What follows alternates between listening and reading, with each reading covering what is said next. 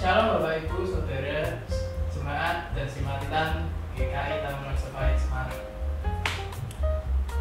Ya, pada hari ini kita akan bersama-sama podcast gitu ya, di acara ngobrol santai soal Trinitas. Ya, jadi kita akan membahas seputar Trinitas, pribadi Allah. Nah, kali ini saya tidak sendiri, saya ditemani oleh dua orang. Ada Bapak Pendeta Sri Samuel Giasa. Halo, salam sejahtera bagi ibu bapak saudara sekalian. Ya. Dan juga ada Mas David Tri. Halo Bapak Ibu, salam kenal, saya David. Oke, mungkin langsung aja ya. Nah, tapi saya mau tanya ke Mas David dulu. Jadi, saya mau tanya Mas. Menurut Mas David nih, kan tadi kita temanya Trinitas. Nah, kalau menurut Mas David ini pengalaman Mas David itu apa itu Trinitas, Mas? Trinitas ya? Trinitas. Kalau saya ketika ada orang menanyakan gitu ya, soal Trinitas, saya sih selalu jawab begini. Trinitas satu pribadi yang memiliki tiga peran. Dari kata Trinitas, tiga peran. Allah Bapa, Allah Putra, Allah Roh Kudus. Ini pendapat saya dulu ya. Allah Bapa peran yang memelihara, Allah Putra yang peran menebus, Allah Roh Kudus yang menyertai. Nah, tetap dalam satu pribadi Ya, yang memiliki tiga peran. Ya, kalau saya waktu ditanya seperti itu sih, saya menjelaskan secara praktisnya seperti itu. Oke. Kalau dari Pak Budha itu pemahaman yang benar itu Trinitas bagaimana? Iya. Nah, memang secara umum beredar pemahaman yang bervariasi tentang Allah Trinitas. Gitu ya.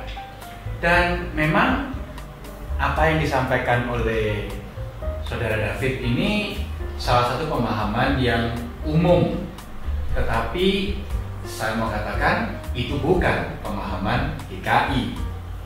Nah, kalau gitu pemahaman GKI tentang Allah Trinitas yang seperti apa? Nah, kan jadi pertanyaan gitu. Betul. Oke. Nah, GKI memahami bahwa Allah Trinitas, Bapa, Anak, dan Roh Kudus sebagai satu esensi, tiga pribadi. Jadi satu esensi, tiga pribadi. Bukan pribadinya yang satu, tapi esensinya yang satu. Pribadinya sendiri tiga. Kenapa begitu? Karena pribadi Bapa berbeda dengan pribadi Anak, pribadi Anak berbeda dengan pribadi Roh Kudus, pribadi Roh Kudus berbeda dengan pribadi Bapa. Nah, walaupun ketiga-tiganya ini berbeda, tetapi tidak ada satu yang lebih tinggi daripada yang lain, dan itu berarti tidak ada satu yang lebih rendah daripada yang lain. Demikian pula dengan perannya. Perannya pun di dalam semua tindakan Allah, ketiga pribadi itu terlibat secara aktif. Nah, mesti untuk bingung. Ya, saya tadi itu kepikiran gitu. Kalau saya tadi menjelaskan itu satu pribadi tiga peran. Jadi kalau yang sebetulnya pemahaman kita itu satu esensi tiga pribadi. Nah, saya yang menarik di sini adalah menanyakan soal arti esensi dan pribadi. Artinya apa?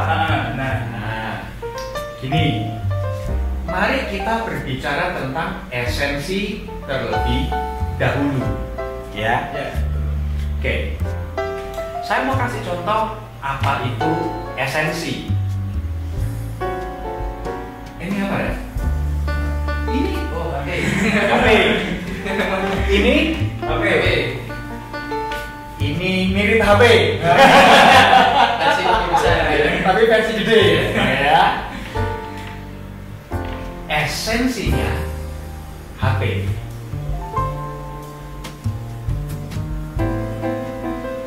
Tapi ada berapa HP? Tapi esensinya satu, yaitu HP. Sehingga kita bisa katakan ada berapa HP? Totalnya ada 3. Totalnya 3 atau jumlahnya 3, Ya. iya toh? Tapi esensinya HP. satu. Iya. Itu kalau mau ditanya tentang esensi itu apa? Yang lain lagi. Kamu, orang atau tumbuhan? Orang ya. David, orang atau benda mati? Orang. Aku, orang atau binatang? Orang. Ada berapa esensinya? Satu, orang. Tapi ada berapa pribadinya? 3 orang. Jadi kira-kira itu cara kita mencoba untuk memahami apa itu esensi, apa itu pribadi.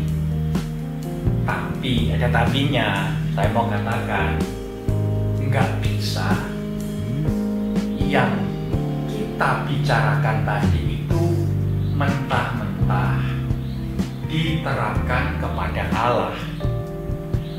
Kenapa? Ya kan? Karena kita ciptaan. Allah adalah pencipta. Yang namanya orang 1, 2, 3. Tuh kameramennya juga orang. Tuh bagian soundnya juga orang. Tuh yang nunggu juga orang. Bisa lebih dari 3.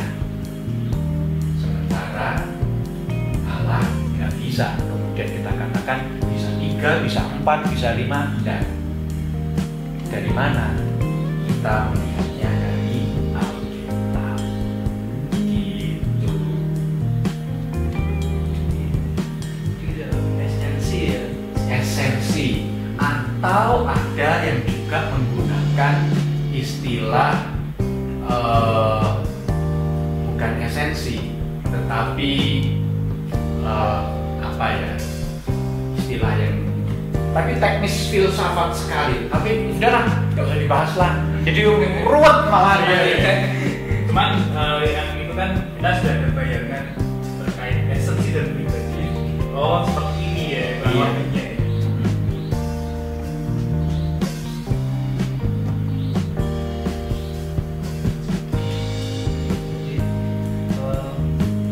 Jadi tadi yang Mas ada kan umum gitu.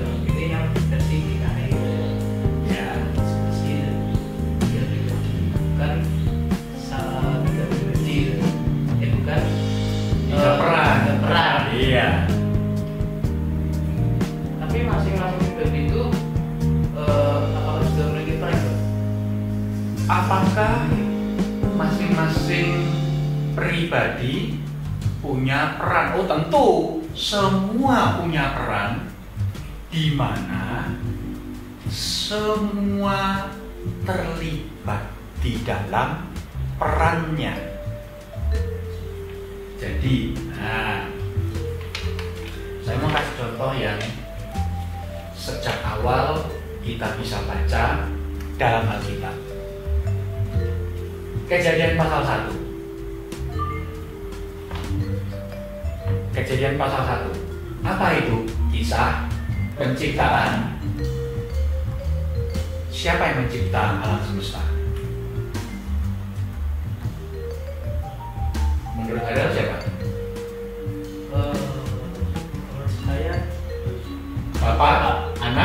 Kudus Bapa. Oke, David? Bapak. Bapak. Oke. Anak berperan nggak? Belum. Hah? Jadi. Ayo. Anak berperan nggak? Anak. Ya, mungkin belum. Mungkin belum. Belum. Oke. Berperan tapi belum. Mungkin. Mungkin ya. Oke. Ih. Roh Kudus.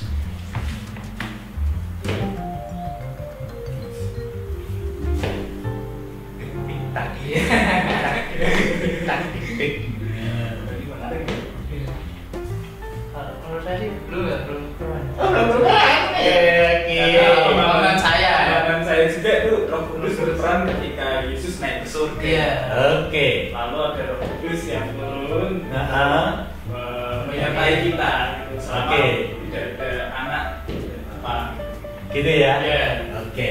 Mari kita buka Alkitab kita, Ibu Bapak Saudara yang terkasih, Kejadian pasal 1 ayat 1 dan ayat 2.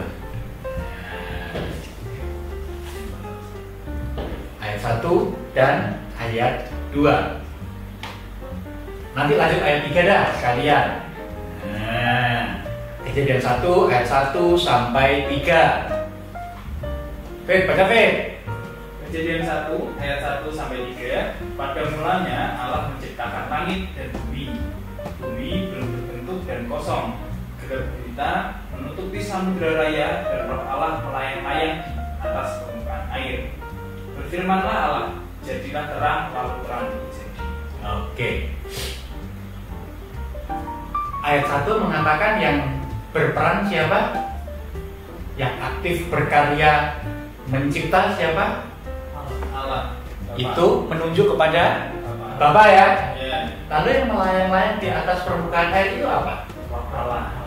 Allah atau Allah? Roh.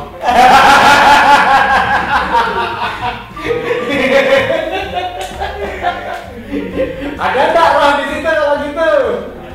Ada. Ya oke ya. Oke. Oke. Ayat 3. Kalimatnya dimulai dengan apa Rel? Ayat 3 Rel. Firmanlah Allah. Berfirmanlah Allah. Yuk kita bandingkan dengan Yohanes 1 ayat 1. Iya. Rel, baca Rel. Pada mulai yang satu ayat 1. Namanya adalah firman. Firman itu sama dengan Allah dan firman itu adalah Allah. Lanjut ayat 14. 14. Firman itu telah menjadi manusia dan dia di antara kita, dan kita telah melihat kemuliaannya, yaitu kemuliaan yang diberikan kepadanya sebagai anak tunggal Bapa, penuh kasih karunia dan kebenaran. Jadi firman itu adalah Anak. anak. Ya. Ya, ayat 3 ada nggak firman? Ada. Ada. Ada? Hah? Ada enggak? Di ayat 3. Firman. Tadi itu siapa itu? Iya. Teman-teman nangkep ya? Ya. Ya, nangkep ya. Jadi kadang-kadang teman-teman kita itu terjebak pada pemahaman tentang peran-peran. Itu kelemahan dan keterbatasan kita. Saya tidak katakan bahwa itu sesuatu hal yang mengingkari iman kita, tidak sesuai dengan pengajaran kita. Saya ojo cepat-cepat ke situ dulu. Pemahaman tentang peran memudahkan kita untuk memahami dan menghayati siapakah Allah dan apakah karyanya di dalam kehidupan kita. Betul.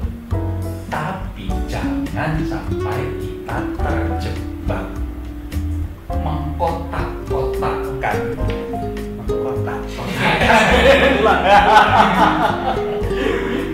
Ini bagiannya Bapa, ini bagiannya Anak, ini bagiannya Roh Kudus. Nggak bisa begitu. Kenapa? Karena Allah itu satu. tidak ada kesempatan gimana Allah Bapa bekerja tanpa kehadiran anak. Tidak ada kesempatan di mana anak bekerja tanpa kehadiran Roh Kudus. Nggak ada juga kesempatan di mana Bapa berkarya tanpa kehadiran Roh Kudus. Nggak ada. Karena apa? Firman Allah mengatakan Allah itu esa. Tahu nggak di Alkitab ada kalimat itu?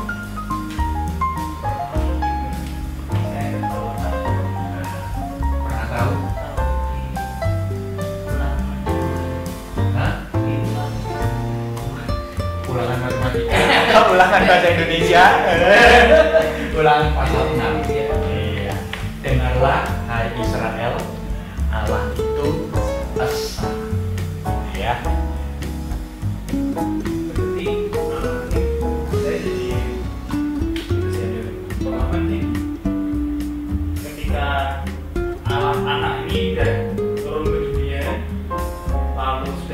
Setelah itu naik ke surga berarti tugasnya sudah selesai. Tugasnya berarti bukan berarti kita pemahamannya seperti itu kan salah ya tadi ya. Iya. Jadi kan kadang-kadang ketika kita punya pemahaman tugasnya sendiri-sendiri dan ketika misalnya saya menganalogikan, wah kalau Tuhan yang anak ini sudah menebus kita, berarti tugasnya sudah selesai dong. Tadi itu yang salah seperti itu ya berarti ya, mengkotak-kotakan gitu. Berdasarkan waktu.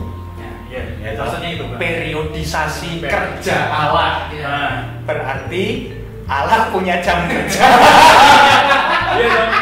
Kan kalau tadi saya waktu ngobrol sama Harel yang tadi ngomongin soal yang kejadian itu kan, awal kan berarti kita selama ini ternyata masih mengkotak-kotakan soal waktu periode kan. Betul. Allah Bapa itu nanti bertugas ketika penciptaan, Allah Anak itu nanti ketika nanti sudah ada penebusan, Allah Roh Kudus itu bekerja setelah Allah Anak ini sudah naik ke surga terus baru bekerja. Berarti Memelihara, itu, gitu ya. itu yang cukup keliru ya berarti ya. Saya lebih suka menggunakan istilah tidak utuh daripada keliru. Ya. Kalau tidak utuh itu berarti sebenarnya menjadi kesempatan bagi ibu bapak saudara dan bagi kita semua untuk yuk kita belajar yang utuh seperti apa. Nah, gitu loh. Masih kulitnya gitu. Iya, terus kita dalami, terus kita coba untuk pelajari di tengah segala keterbatasan kita. Ya, mungkin itu yang masih awam ya Bu. Pernah yang keliru-keliru yang masih bukan tidak utuh tuh masih mungkin ini Kroak-kroak. Itu salah satu bagian yang kroak-kroak yang mungkin kalau maksud pernah menjumpai nggak misalnya kroak-kroak yang lain yang ternyata belum utuh juga itu pernah menjumpai misalnya ini menarik nih ketika saya mikir wah ini aja nih pemahaman yang seperti ini masih ada juga pemahaman yang lain ternyata nggak utuh gitu. Pernah menjumpai nggak Bu? Oh iya, sering banget.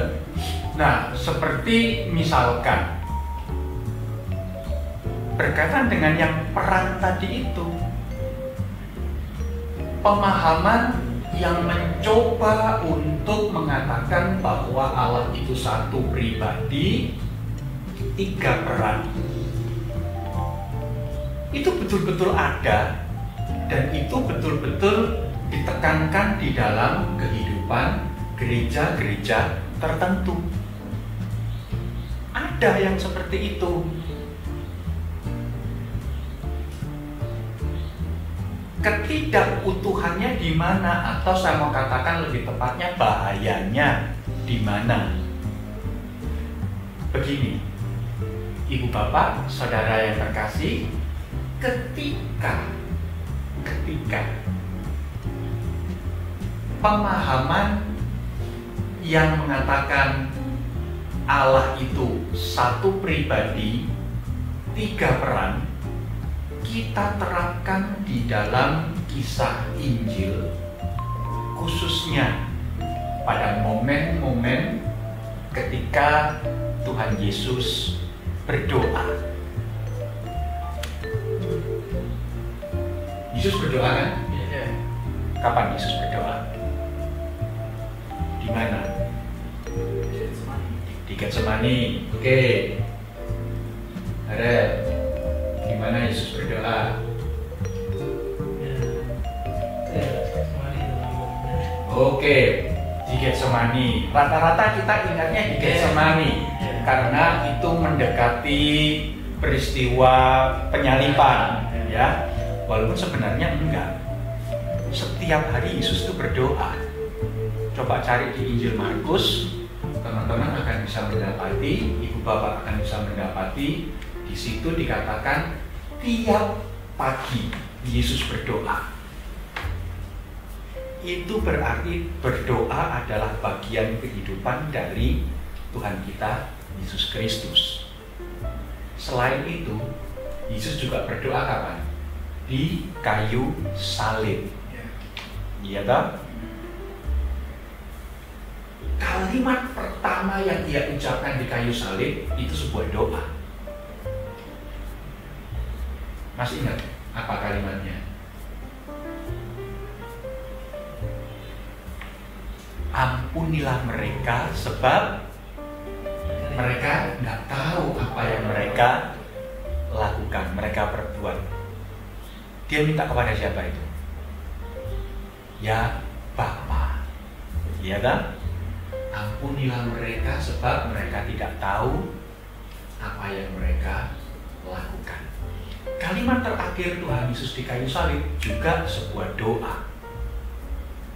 Ya Bapa, kuserahkan nyawaku atau hidupku ke dalam tangan-Mu. Doa atau itu?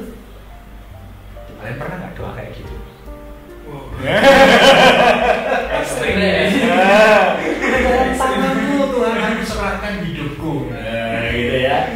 Nah, itu doa. Pertanyaannya sekarang, dia doa kepada siapa? Yesus berdoa kepada siapa? Kepada Allah Bapa. Setuju? Setuju? Ada amin, saudara-saudara?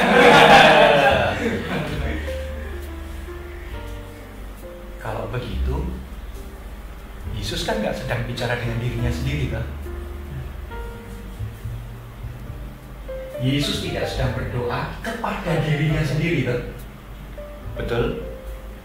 Itu berarti antara Yesus dengan Bapa adalah pribadi yang berbeda. Itu. Tapi tetap satu esensi. Tetap satu esensi, yaitu Allah.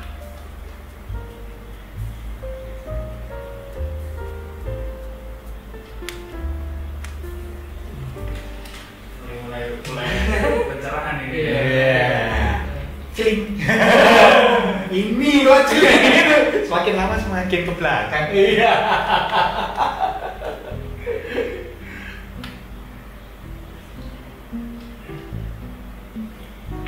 Ngomongin peristiwa juga kok.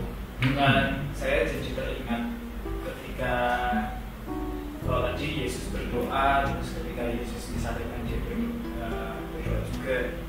Ini yang pernah ditanyakan sama teman saya ketika Yesus dibaptis.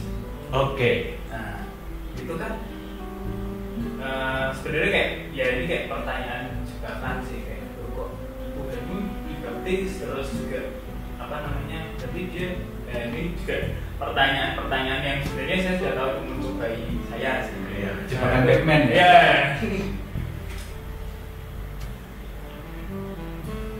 Maksudnya apa? Kenapa kok dibaptis? Itu maksudnya. Adakah maksudnya dengan trinitasnya ketika dibaptis itu loh? Jadi berdoa peristiwa berdoa saja saya tidak tahu ketika baptisan. Ya. Nah, kaitannya dengan trinitas itu kah gitu loh? Oh iya, betul. Pertama, ketika kita bicara tentang momentum pembaptisan Tuhan Yesus, maka di dalam peristiwa itulah penulis Injil secara gamblang, secara eksplisit menunjukkan 3 pribadi yang hadir di dalam satu waktu, walaupun dalam rupa yang berbeda-beda.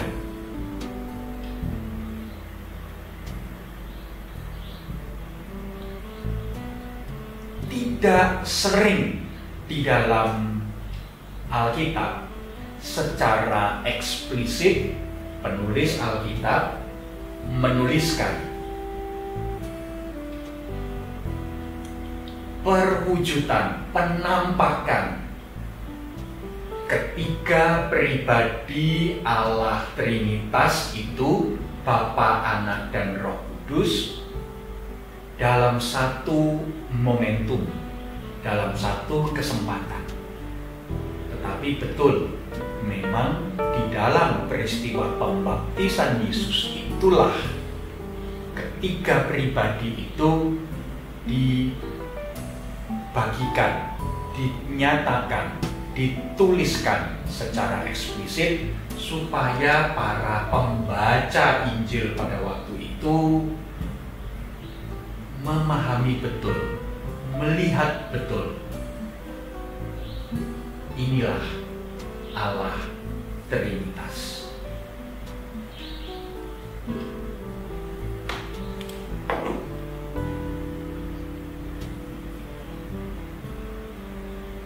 Juga yang sangat terkenal sih peristiwa mengenai Yesus dibaptis itu.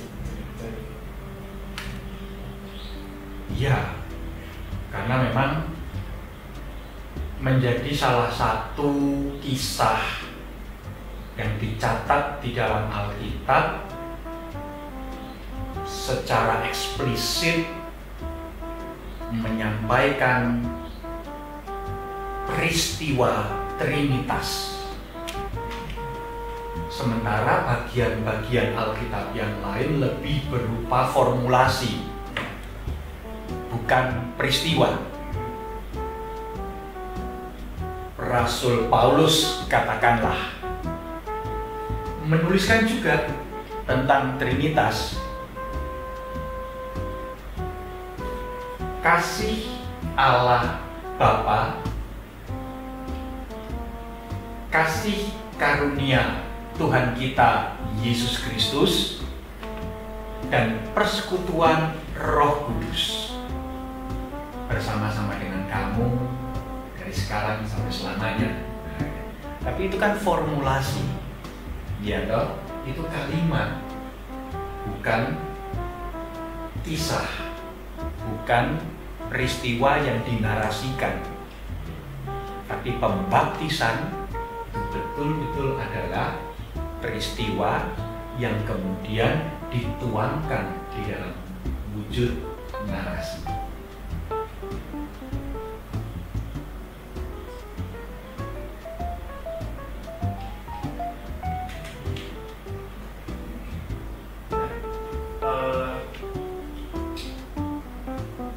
Dalam pengajaran ini saya tanya, dalam pengajaran kita sih, dalam pengajaran kita pernah nggak Yesus itu pernah mengajarkan soal Trinitas, atau yang saya pernah ingat ketika Yesus naik ke surga kan dia memberikan amanat agung yang amanat terakhir yang tepatnya ya, amanat terakhir, baptislah dalam nama Bapa dan Roh Kudus. Iya. Pernah nggak di lain itu Yesus pernah mengajarkan hal lain, maksudnya di momen-momen yang lain Tentang Trinitas. Yes. Specifically tentang Trinitas tidak. Tetapi di dalam doa iya. Lewat cara seperti itu ya. Iya, jadi begini.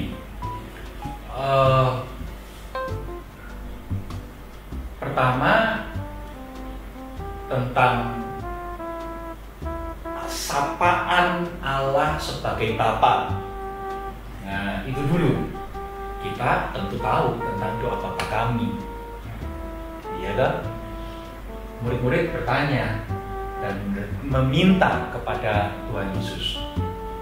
Guru-guru yang lain itu ngajari murid-muridnya berdoa. Mbok kami juga diajari gitu loh. Lalu kemudian Yesus mengajari para murid, para rasul berdoa Bapa kami. Ya toh? Di situ secara implisit kita melihat, oh, rupa-rupanya Yesus mengajarkan tentang perbedaan pribadi pertama Allah Trinitas dengan dirinya. Iyalah. Nah, kemudian ketika kita membaca Injil Yohanes pasalnya yang ke-15, itu kisah ketika Tuhan Yesus berdoa, mendoakan para muridnya sebelum ia ditangkap dan disalib. Yesus berdoa, Bapa, ya, biarlah murid-muridku ini tetap kuat di dunia ini. Seperti khotbahnya Ibu Rosme pada Paskah ke-7 beberapa hari yang lalu.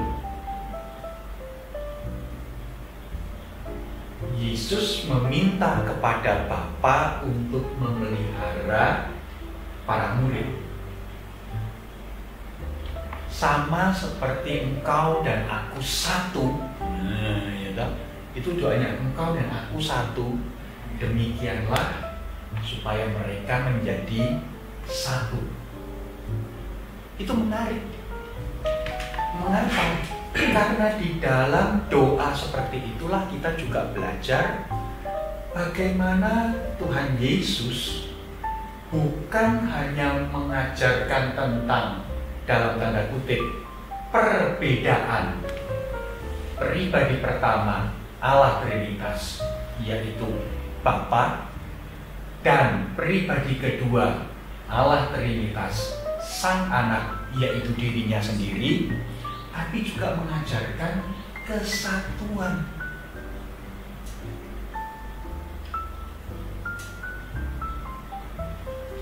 Yesus juga kemudian berkata kepada para muridnya di dalam Injil Yohanes pasalnya yang ke-14, Aku akan mengutus penghibur yang lain. Nah, istilah penghibur jangan kita pahami, jangan kita artikan seperti Raditya Dika atau seperti Panji Pragiwaksono atau seperti Komeng Cing Abdel di stand up comedy. Bukan. Kata penghibur itu dalam bahasa Yunaninya parakletos. Para itu berarti di sisi atau di samping. Kata kletos itu berarti yang berbicara. Parakletos itu berarti pribadi yang senantiasa hadir di sisi saya untuk terus berkata-kata.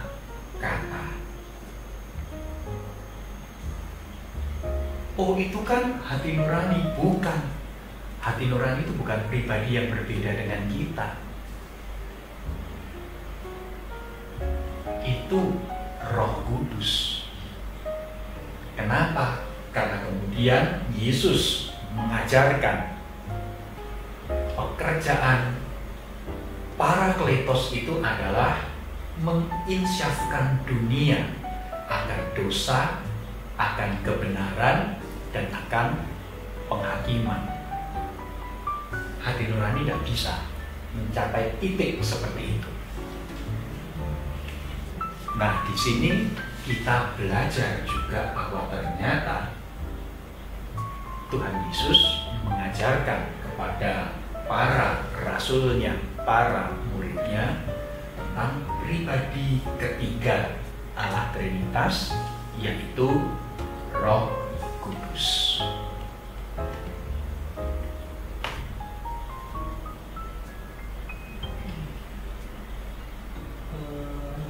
Karena menyinggung tentang doa ya. Dalam doa itu kan kadang ya kayak atau mungkin orang lain di luar lain kadang doa kayak contohnya terima kasih ya Tuhan karena telah menebus. Nah itu jadi keliru gitu. Tidak sepenuhnya keliru asal tahu betul maknanya apa. Asal tahu maknanya apa. Jadi begini, seringkali orang berpikir bahwa penebusan itu dikerjakan di kayu salib oleh pribadi Yesus. Betul ya? Nah, kalau di dalam pikiran si pendoa itu tadi yang muncul adalah Allah Bapa yang disalib, saya katakan itu salah. Kalau makna kalimatnya seperti itu. Tapi kalau makna kalimatnya adalah bahwa Allah Bapa berkarya menebus manusia berdosa di dalam Tuhan Yesus Kristus yang tersalib, itu betul. Makanya di balik sebuah kalimat, di balik sebuah doa perlu lebih jelas dulu, perlu lebih detail dulu dilihat yang kamu maksudkan apa. Apakah Allah Bapanya tersalib, ataukah yang tersalib tetap Yesus, tetapi memang karyanya ini adalah karya bersama Allah Trinitas.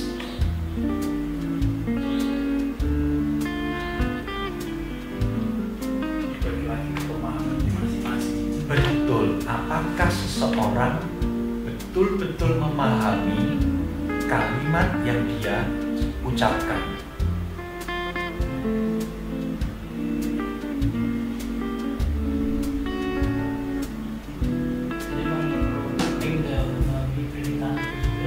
Oh ya, ya, karena pemahaman tentang Allah Trinitas sebenarnya termasuk inti dari segala pengajaran kekristenan.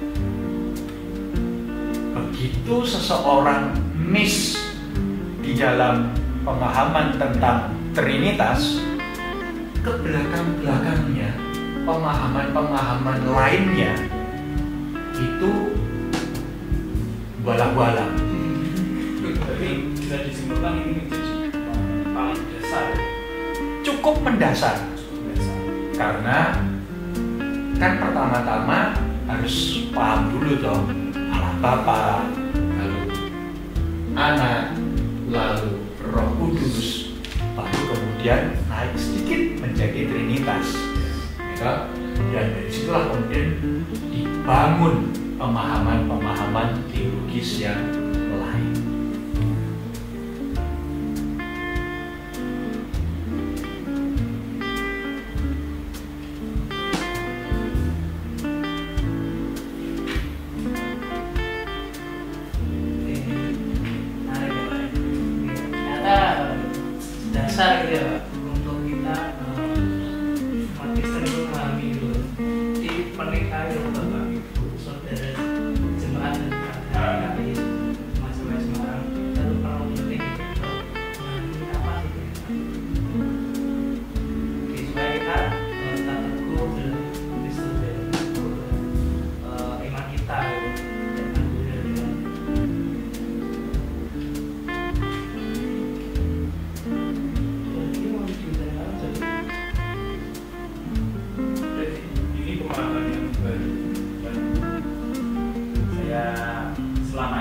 mungkin tadi kalau usul bilang sih bukan keliru ya, tapi tidak utuh.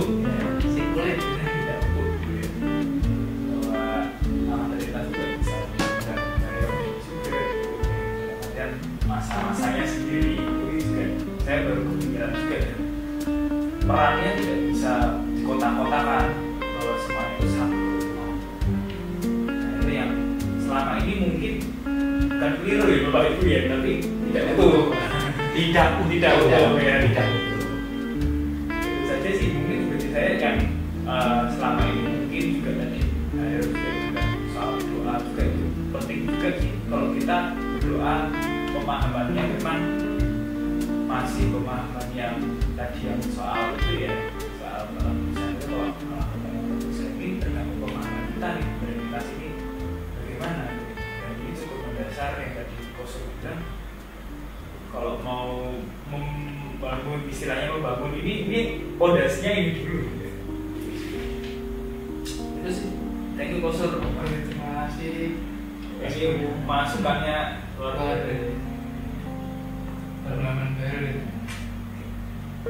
Oke, Bapak Ibu simpatisan di dalam Majelis Semarang, sampai di sini dulu acara ngobrol santai tentang Trinitas. Sampai jumpa di lain podcast. See you, shalom. Kiranya kasih karunia Tuhan kita Yesus Kristus, kasih Allah Bapa dan persekutuan Roh Kudus bersama dengan Ibu Bapak Saudara kita semua. Salam damai sejahtera, Tuhan memberkati. Tuhan berkati. Bye.